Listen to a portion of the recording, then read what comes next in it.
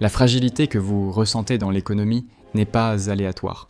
C'est le 5e stade d'un modèle mathématique de seulement 7 stades qui a déjà décimé l'Espagne, la Grande-Bretagne et l'Union soviétique. Et maintenant, il est sur le point de se reproduire avec les États-Unis. Aujourd'hui, je vais vous montrer les preuves historiques de cela et révéler le signe exact qui marque la transition vers l'effondrement final, un signe qui vient d'apparaître dans les actualités et que presque personne n'a remarqué. Je vais vous apprendre à protéger votre argent avant que les 6e et 7e stades irréversibles n'atteignent notre réalité. L'histoire nous montre que les empires meurent rarement à cause d'invasions extérieures soudaines, mais plutôt en raison d'une lente et silencieuse épuisement économique. L'effondrement impérial ne commence pas sur le champ de bataille, il commence dans le bilan financier, lorsque la nation s'étend au-delà de sa capacité à se maintenir, accumulant des promesses qu'elle ne peut pas tenir et des dettes qu'elle ne pourra jamais rembourser. Ce qui est le plus effrayant, c'est qu'au début, le déclin est invisible pour la plupart, masqué par une prospérité artificielle qui précède la chute. Pour comprendre où nous allons, nous devons regarder ceux qui ont déjà emprunté ce chemin, en commençant par l'Espagne de 1590. Ils contrôlaient les mines d'argent les plus riches du monde et semblaient invincibles, mais ils ont commis l'erreur fatale de confondre argent et richesse. Ayant de l'argent illimité, ils ont cessé de produire des biens réels et ont commencé à tout importer, détruisant leur capacité productive interne. Lorsque l'addition est arrivée et que l'argent n'était plus suffisant, la couronne espagnole a commencé à dévaluer sa monnaie, en mélangeant du cuivre dans les pièces d'argent jusqu'à ce qu'elles ne valent pratiquement plus rien.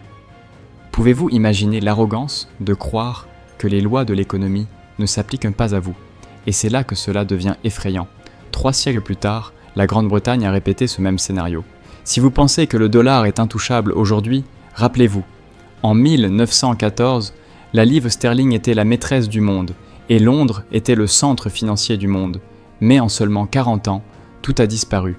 L'Empire a dépensé sa fortune dans des guerres mondiales, se transformant de la plus grande nation créancière de la planète en une nation débiteur, dépendante de prêts étrangers pour survivre. Ils ont été contraints d'abandonner l'étalon or et ont vu leur monnaie, jadis inébranlable, perdre son statut de référence mondiale. Ce qui semblait être un leadership éternel s'est effondré en une génération. Plus récemment, nous avons vu l'Union soviétique, une superpuissance nucléaire ayant une influence mondiale, cesser d'exister en seulement 900 jours. Ce n'est pas une guerre qui les a détruits, mais une implosion économique interne causée par une mauvaise allocation des ressources et un système financier fictif. Ils maintenaient l'apparence de force militaire, mais la base économique était pourrie, incapable de soutenir les ambitions de l'État.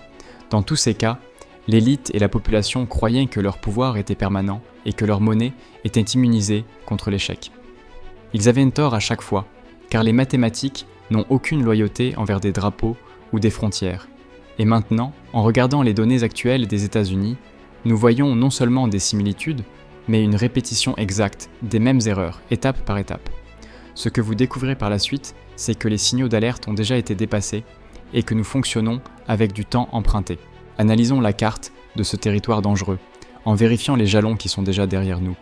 Le premier signe clair d'un empire en déclin est toujours la super extension militaire, et les États-Unis maintiennent aujourd'hui plus de 750 bases militaires dans 80 pays, avec des troupes stationnées dans 150 nations différentes. Le coût annuel de cette omniprésence s'élève à 850 milliards de dollars, un montant supérieur au budget de défense des 10 pays suivants combinés.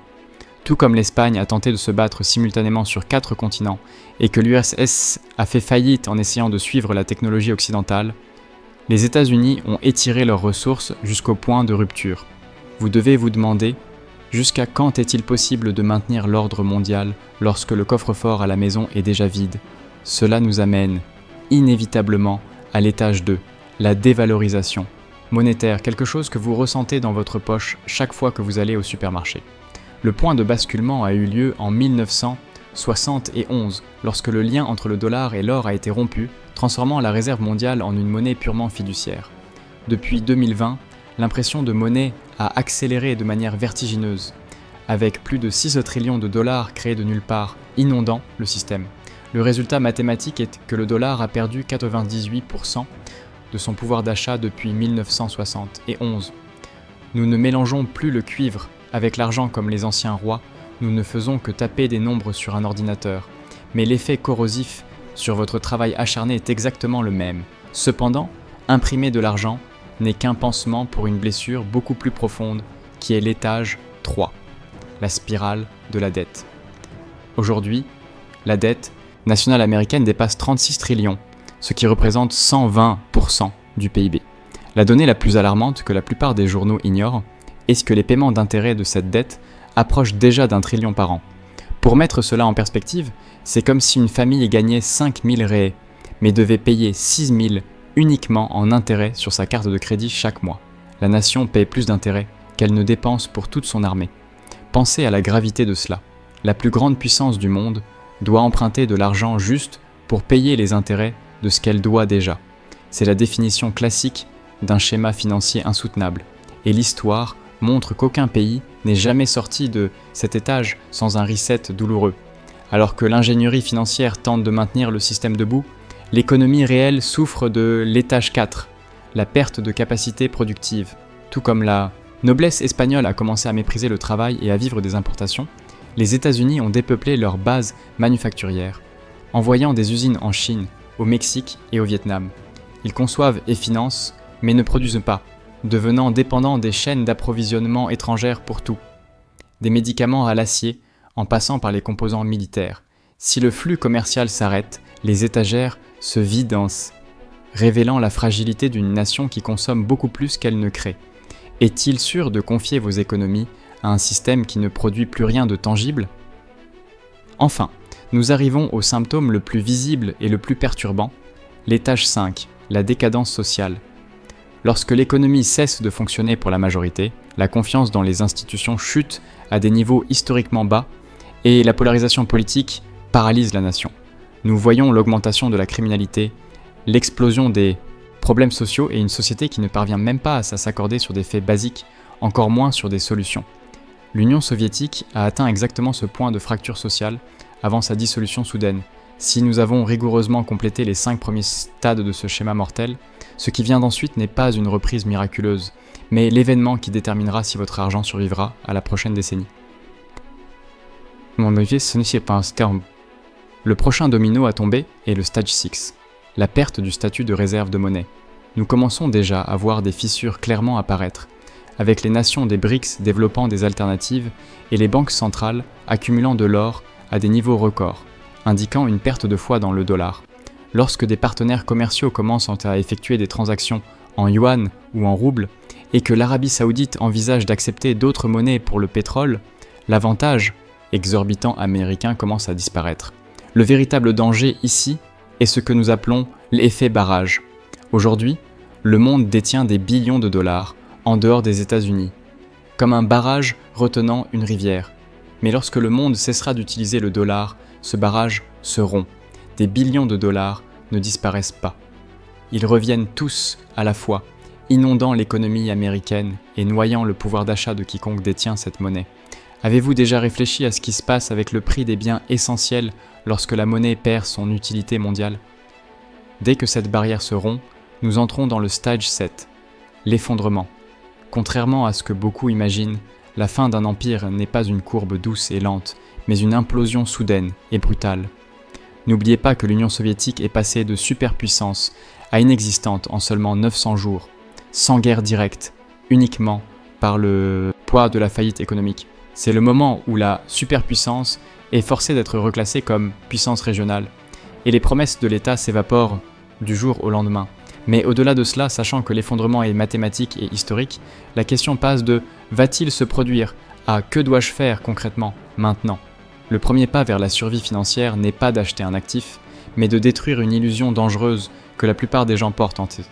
Nous avons été conditionnés à croire que garder de l'argent sur un compte bancaire est sûr et qu'investir dans des actifs réels est risqué. Mais pendant la phase 5, cette logique s'inverse complètement. La monnaie fiduciaire devient l'actif le plus risqué, car elle n'est garantie que par la promesse de gouvernements endettés qui choisissent historiquement l'inflation pour ne pas déclarer faillite. Vous êtes-vous déjà demandé pourquoi les grandes fortunes conservent rarement de grandes sommes d'argent inactif durant ces phases de transition historique ? Cela nous amène à la règle essentielle de préservation. Échanger des promesses en papier contre des actifs tangibles qui ne dépendent pas de la solvabilité d'un État. Lorsque la confiance dans le système de crédit s'évapore, comme cela s'est produit en Espagne, et à Rome, le capital s'enfuit vers l'or et l'argent, les seules formes d'argent qu'aucune banque centrale ne peut imprimer ou dégrader. Il ne s'agit pas de spéculation pour s'enrichir, mais de garantir que vous possédez quelque chose de physique et de rare, dont la valeur ne fondra pas lorsque la monnaie locale sera sacrifiée pour couvrir les déficits du gouvernement. Enfin, la véritable souveraineté exige que vous ne dépendiez pas à 100% d'un seul système bancaire ou de la juridiction d'un empire en déclin. Si des contrôles de capitaux sont imposés ou s'il y a un congé bancaire forcé, avoir tout votre patrimoine bloqué dans le système traditionnel est une erreur fatale. La diversification, que ce soit à travers des actifs décentralisés ou la garde en dehors du risque bancaire immédiat, fonctionne comme votre police d'assurance personnelle. La question critique qui définit votre avenir est la suivante. Si l'application de votre banque tombait en panne demain matin et ne revenait jamais, combien de votre richesse pourriez-vous tenir physiquement dans vos mains? Si la réponse est 0, vous êtes dans l'endroit le plus dangereux possible. L'histoire se répète parce que la nature humaine ne change pas.